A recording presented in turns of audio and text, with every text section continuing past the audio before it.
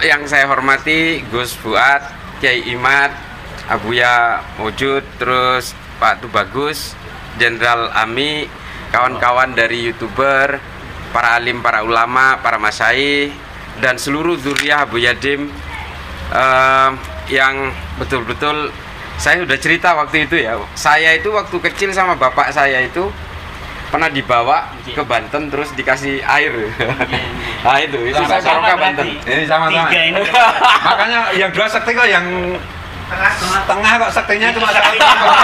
Empat itu sekti. Ada kesaksian ya. Saya sebenarnya begini, saya mau sedikit cerita gitu. Dari sejak awal saya waktu itu melawan FPI. Waktu FPI masih jaya-jayanya. Ini teman-teman dari Densus tahu betul itu. Saya diancam, mobil saya dikuntit, difoto dari belakang. Saya tahu anak kamu sekolah di mana. Ternyata setelah ditrace gitu, ternyata memang dari kelompok ini. Waktu itu saya merasa sendirian, wah ini ada Kiai Fuad, ada Kiai Imad, wah ini banyak ini yang bantu. Karena begini, ketika saya sekolah di Amerika, saya menemukan dua buku. Nah ini dua buku itu menceritakan mengapa kok Indonesia ini berbeda dengan negara lain yang menghormati Habib itu secara berlebihan. Di negara lain nggak ada. Malaysia mungkin ya masih terpengaruh sedikit. Singapura juga sedikit karena dulu di sana ada penyebar Islam namanya Habib Nuh. Dan orang-orang Melayu terutama keturunan Bawean yang disebut orang Boyan itu juga sama seperti kita menghormati. Tapi di dalam buku itu saya agak sedikit terpengaruh juga. Di dalam buku itu disebutkan bahwa kecintaan orang terhadap yang gelar Habib ini mengapa sangat berlebihan. Ternyata ini bagian dari propagandanya Belanda. Jadi banyak buku yang menulis tentang ini, terutama adalah tentang Snugorgronje. Ini adalah satu sosok yang ditulis oleh seorang ahli sejarah dari Libanon namanya Philip Hitti. Dia nulis nama bukunya ini karena dia orang barat ya. Dia nulisnya di Amerika, nulisnya Sejarah Bangsa Arab, History of the Arabs. Di situ disebutkan ada 25 orang Eropa yang kemudian disuruh untuk pura-pura menjadi Islam, untuk mencari kelemahan Islam. Nah, salah satu yang diturunkan ke Indonesia untuk berpura-pura itu namanya Snugorgronje. Sebelum Snugorgronje ini diturunkan ke Indonesia, dia disuruh belajar agama Islam dulu ke Mekah. Belajar Islam dulu di Arab supaya ketika masuk ke Indonesia itu keilmuannya sudah mumpuni. Nah, di dalam buku itu judulnya The Lands of Snugorgronje das Indies. Saya masih ada bukunya, nanti saya bagikan tapi saya terjemahkan dulu biar nggak kerepotan.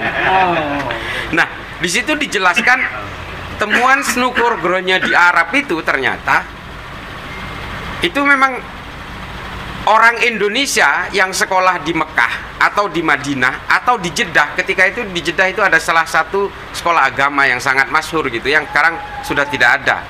Karena dulu di situ mengajarkan tentang Ahlus Sunnah wal Jamaah. Sejak Wahabi berkuasa, sekolah yang di Jeddah ditutup. Nah, di situ diterangkan bahwa orang-orang Indonesia itu kalau ketemu orang Arab itu hampir mencium kakinya, kata Snugorgronje. Dan sepintar apapun orang Indonesia kepada orang Arab yang bodoh pun dia tetap mencium kakinya. Ini tulisan Snugorgronje. Salah satu yang disebut dua orang pintar dari Indonesia itu adalah Zainuddin yang berasal dari Sumbawa. Ini di dalam bukunya Snugorgronje itu.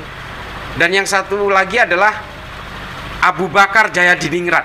Ini dua orang pintar dari Indonesia yang tetap mencium kakinya orang Arab. Bahkan di situ kata Snugorgronje, meskipun dia ini orang Arab yang tidak jelas asal usulnya, pun orang Indonesia itu tetap mencium kakinya, kurang lebih seperti itu. Nah, inilah kemudian yang dipresentasikan oleh Snugorgronje ketika kembali ke Belanda di hadapan ratu dan di seluruh stakeholder penjajah waktu itu, termasuk VOC juga. Dia membuat disertasi namanya The Feast of Mekah, penaklukan Mekah lah, kurang lebih seperti itu.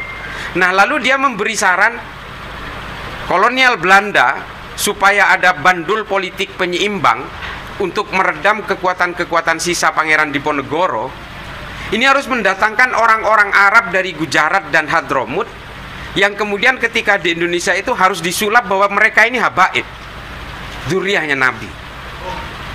Nah dari situ kemudian ketika saya membaca itu, ketika saya kembali ke Indonesia, ternyata saya menemukan itu.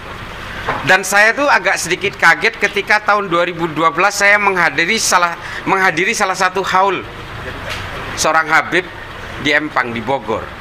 Nah dalam pidatonya itu betul-betul menyakitkan buat saya, Kiai, bahwa kalian ini pribumi, kalian semua ini kalau kami ini nggak datang, buyut-buyut kami nggak datang ke sini, kalian masih menyembah pohon katanya. Nah ini yang saya betul-betul berontak ketika itu. Sampai saya datang ke sana itu bersama rombongan Habib dari Condet, dari Jakarta, karena saya ngaji Irsyadul Ibad itu dan ngaji hikam itu kepada salah seorang Habib dari Pekalongan tapi di Condet. Nah ini kemudian membuat saya tinggalin itu Habib sampai saya lupa. Saya balik lagi dari tol Jagorawi untuk menjemput. Waduh, saya ninggalin Habib, saya jemput lagi. Saya kaget waktu itu. Loh ini apa-apaan ini gitu. Nah dari situlah kemudian saya mulai ada ketertarikan. Ternyata kita semua ini sudah dihipnotis oleh Belanda itu, bahwa apapun yang bertampang Arab itu seolah-olah Habib yang kemudian kita betul-betul menjadi inferior. Sama seperti ketika pengkondisian Abu Bakar Jayadiningrat dan Kiai Zainuddin dari Sumbawa yang diceritakan oleh Sunan Horogoronya. Dan produknya kita rasakan hari ini. Dan saya betul-betul kaget ketika ada seorang kiai dari Jawa Timur yang tergabung dalam NU garis miring itu mengatakan sampai kapanpun bangsa Arab itu akan terahnya jauh di atas kita. Ini adalah terah yang sangat mulia katanya. Wah, saya makin penasaran lagi. Saya baca Al-Mujalasa wa Jahirul Ilmi. Di situ saya berkenalan dengan tulisan Abu Bakar Ahmad Ad-Dinawari itu. Saya baca semua kitab-kitab klasik yang menerangkan tentang genealogi dan historik tentang kesukuan di Arab. Dan tidak terbukti di situ.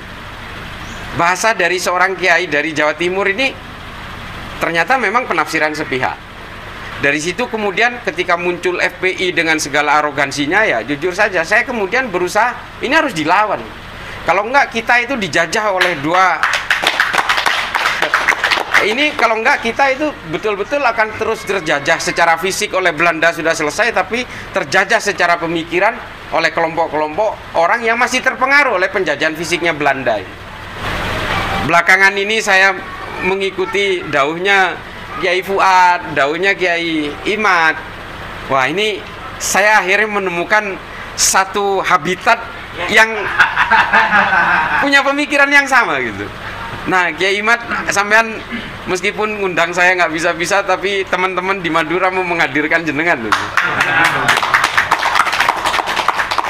Nah, ini teman-teman NU dari Pamekasan yang selama ini didatangi oleh Bahar Semit dan sebagainya itu, termasuk Pak Hanif itu kan sering datang ke sana. Nah, ini ingin menghadirkan Gus Imad supaya kita itu kalau kata Ibnu Rushd itu, kalau di Tahafud At-Tahafud itu kan manusia yang paling berbahaya itu lalu hanya mendengarkan satu orang, membaca satu buku, lalu satu orang dan satu buku ini dianggap satu kebenaran yang paling mutlak. Itu yang paling bahaya kata Ibnu Rushd. Makanya kita harus mendatangkan penyeimbang supaya orang itu tidak hanya terjajah oleh satu pemikiran. Dan sikap-sikap inferior, menyembah kaki dan sebagainya ini, itu tidak boleh kita lakukan hanya berdasarkan satu pengakuan sepihak tentang nasab, tentang suku apalagi. Karena saya juga teringat fihi ma fihinya Jalaluddin Rumi. Nah, ini mungkin ada yang baca Rumi. Di situ dikatakan bahwa semua manusia apapun agamanya, apapun sukunya diciptakan oleh Tuhan yang sama. Itu yang selalu menginspirasi saya. Dan kalau kita baca bukunya Habib Ali Al-Jufri ya, Al-Insaniyah Qabla Tadhayyun, itu keimanan kita ini kan ditentukan oleh kelahiran-kelahiran kita. Kita lahir di Banten lalu kita menjadi Islam. Kalau kita lahir di Argentina bisa jadi Katolik. Artinya kemudian kemanusiaan itu tidak ada batas.